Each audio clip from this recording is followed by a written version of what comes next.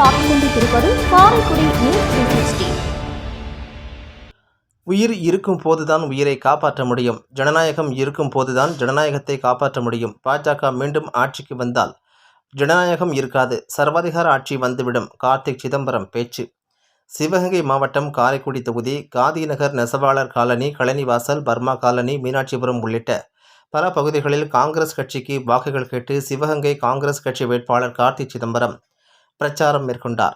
பிரச்சாரத்தில் அவர் பேசுகையில், பாஜக ஆட்சியில் அனைத்து விலைவாசியும் ஏறிவிட்டது. தங்கம் 1 கிராம் 6000 ரூபாய் ஆகிவிட்டது. சோப்பு, சீப்பு, கண்ணாடி, பெட்ரோல், டீசல், கேஸ் சிலிண்டர் விலை ஏறிவிட்டது.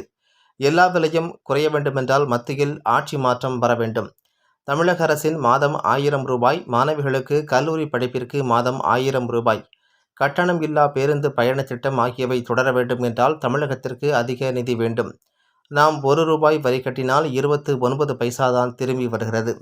வட இந்தியாவில் 1 ரூபாய் வரிக்கு 2 ரூபாய் 73 காசு திரும்ப கிடைக்கிறது. நமது கலாச்சாரங்கள், கோவிலுக்கு ஆடு கோழி வெட்ட நேர்த்திக்கடன் செலுத்துவோம். பாஜக ஆட்சிக்கு வந்தால் இதற்கெல்லாம் தடை விதிப்பார்கள். நமது கலாச்சாரம் தொடர வேண்டும் என்றால் கை சின்னத்திற்கு வாக்களிக்க வேண்டும். இந்த தேர்தலில் பாஜக மீண்டும் ஆட்சிக்கு வந்தால் இந்தியா முழுவதும் ஒரே நாடு ஒரே தேர்தல் என்று ஆக்கிவிடுவார்கள். உள்ளாட்சி பிரதிகளை தூக்கிவிட்டு அதிகாரிகளை வைத்து ஆட்சி நடத்தி வருவார்கள். உயிர் இருக்கும் போதுதான் உயிரை காப்பாற்ற முடியும். ஜனநாயகம் இருக்கும் போதுதான் ஜனநாயகத்தை காப்பாற்ற முடியும். பாஜக மீண்டும் ஆட்சிக்கு வந்தால் சர்வாதிகார ஆட்சியாக மாறிவிடும். இவையெல்லாம் மாற வேண்டும் என்றால் திமுக கூட்டணி கை சின்னத்திற்கு வாக்களிக்க வேண்டும். எனக்கு ஜாதி மதம் கிடையாது. தேர்தல் வரை போன் எடுத்தால் ஹலோ என்று சொல்லாமல் ஹை சின்னம் என்று சொல்ல வேண்டும் என கேட்டுக்கொண்டார்.